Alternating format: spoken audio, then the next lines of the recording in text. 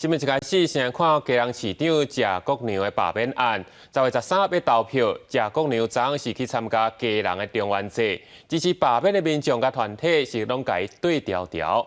不过谢国良是表示，目前的民意是讨厌这种罢免的气氛，未来嘛继续来拼市政。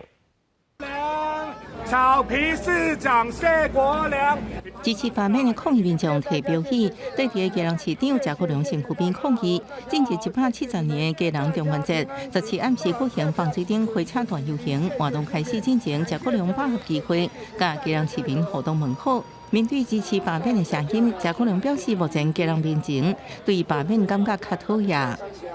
有一点反映出来，目前基隆的民情就是对所谓的罢免是感到比较厌恶的。说实在是这样。那我觉得在未来我们会继续努力做好我们的市政。谢国良也甲台北市长蒋万安做伙到基隆安乐市场食美食拜强庙。蒋万安学了谢国良上任了后，强化长照服务甲营养午餐安全。其800图清治月票这政绩，呼吁停止政治操作，发起罢免的国民团体质疑，双务机关应该保持中立，要安怎宣传罢免案，佮强调会继续宣传罢免的理由。